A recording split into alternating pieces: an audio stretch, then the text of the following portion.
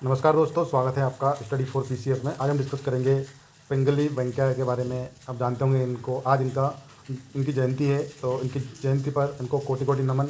आइए जानते हैं कि क्यों इनको याद किया जाता है, इनका क्या योगदान है आज़ादी की लड़ाई में। इसके बारे में हम डिस्कस करेंगे। आपको पता होगा हमारे देश की शान आन बान तिरंगा जो है उसका डिज़ाइन इन्होंने किया था, तो हम इनके बारे में डिस्कस करेंगे। पिंगली वेंकैया एक भारतीय स्वतंत्रता सेनानी और गांधीवादी थे। वह उस झंडे के निर्माता थे जो भारतीय ध्वज के लिए मॉडल के रूप में काम आया था। 22 जुलाई 1947 को, ये डेट याद रखना है, भारत की संविधान सभा ने राष्ट्रीय ध्वज को अपनाया था। प्रश्न यहाँ से ये पूछा जा सकता है कि पहली बार भारतीय संविधान सभा ने राष्ट्रीय ध्वज को कब अपनाया, तो 22 जुलाई, ये याद रखना है आपको, 22 जुलाई 1947, ये डेट याद रखें आप।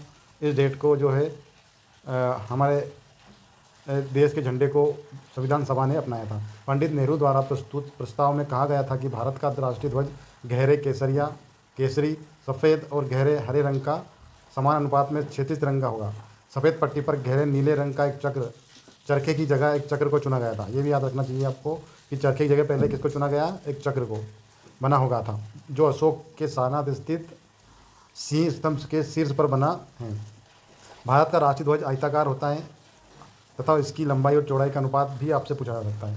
आपको पता होना चाहिए इसकी लंबाई चौड़ाई का क्या अनुपात है, तो 3:2 में ये होता है, ये आप याद रखें। इसका अनुपात 3:2 होता है। भारतीय ध्वज को राष्ट्रीय संहिता, जो राष्ट्रीय ध्वज के प्रदर्शन और उपयोग के लिए दिशा निर्देश प्रदान करती है, वह 26 जनवरी 2002 को लागू हुई। ये डेट भी आपसे पूछी जा सकती है कि भारतीय ध्वज संहिता कब लागू हुई, तो 26 जनवरी 2002 को। यहाँ पे 2-3 डेट आपको याद रखना है। पहली बार राष्ट्रीय ध्वज को कब अपनाया गया, तो 22 जुलाई 1947। किसके द्वारा अपनाया गया, संविधान सभा के द्वारा अपनाया गया। पंडित नेहरू ने किस प्रकार के झंडे की बात करी थी, वो आपको याद होना चाहिए। ठीक है, यहाँ पर जो बीच में एक चक्र लिया गया, वो कहाँ से लिया गया है, तो अशोक के सारनाथ स्थित सिंह स्तंभ से लिया गया है। ठीक है, इसका ये ध्वज कैसा था, आयताकार होता है, और इसका लंबाई चौड़ाई का अनुपात कितना होता है, तो 3:2 होता है। तो ये सारी चीज़ें आपको याद होना चाहिए। ठीक है दोस्तों, इसी प्रकार के वीडियो देखने के लिए चैनल को लाइक करें, इस चैनल को सब्सक्राइब करें और वीडियो को शेयर करें। धन्यवाद।